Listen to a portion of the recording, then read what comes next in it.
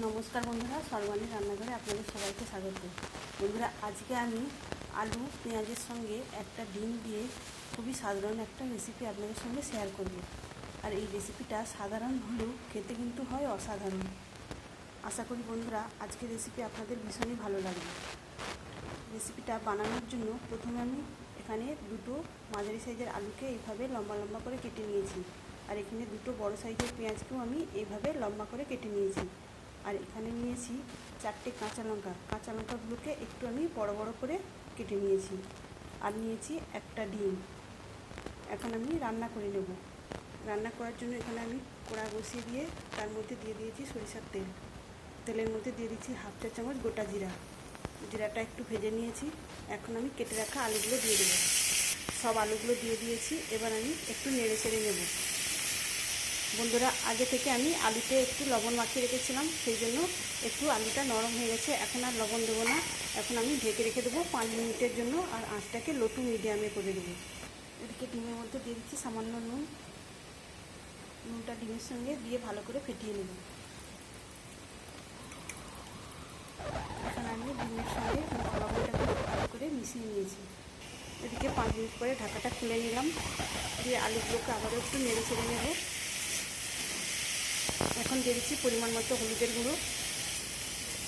গুঁড়ো দেওয়ার পর আবারও আমি ভালো করে নেড়ে চেড়ে নেব। আবারও আমি ঢেকে দেবো মিনিট 3 জন্য। মিনিট 3 পরে ঢাকাটা খুলে নিয়েছি। এখন আমি আবারও একটু নেড়ে চেড়ে নিলাম। তো একটু নেড়ে চেড়ে নেওয়ার পর এখন আমি দিয়ে দিচ্ছি কুচিয়ে রাখা কাঁচা লঙ্কা আর দিয়ে দিচ্ছি কুচানো পেঁয়াজ। কাঁচা লঙ্কা পেঁয়াজটা দেওয়ার পর আবারও আমি নেড়ে চেড়ে সব কিছুকে ভেজে নেব। এখানে আলুটাও সেদ্ধ হয়ে এসেছে। এখন আমি গ্যাসের ফ্লেমটাকে বাড়িয়ে দিয়ে নেড়ে চেড়ে সব কিছুকে ভেজে নেব। বন্ধুরা, আজকের রেসিপি ভালো লাগলে অবশ্যই একটা লাইক দেবেন। আর সেই সঙ্গে নতুন বন্ধুরা আমার চ্যানেলটিকে সাবস্ক্রাইব করে আমার পাশে থাকবেন। আবারও প্রায় মিনিট ধরে আমি হাই ফ্লেমে আলু পেঁয়াজগুলোকে ভেজে নিয়েছি। আর এখানে আলুটাও খুব সুন্দরভাবে সেদ্ধ হয়ে গেছে।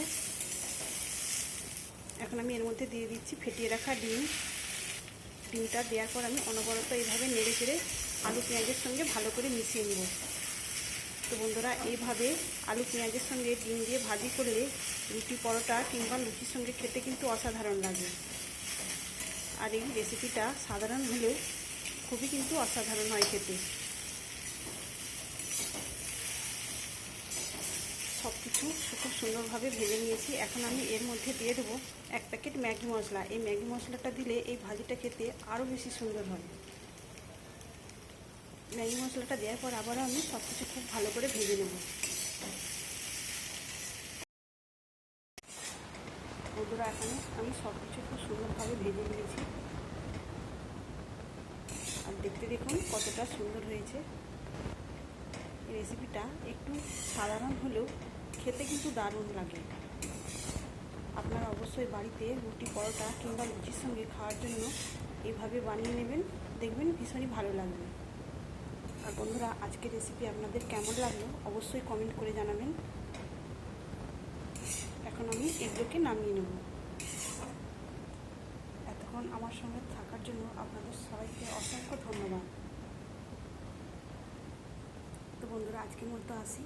আবার আসবো অন্য কোনো ভিডিও নিয়ে। সবাই ভালো থাকবেন, সুস্থ থাকবেন। ধন্যবাদ।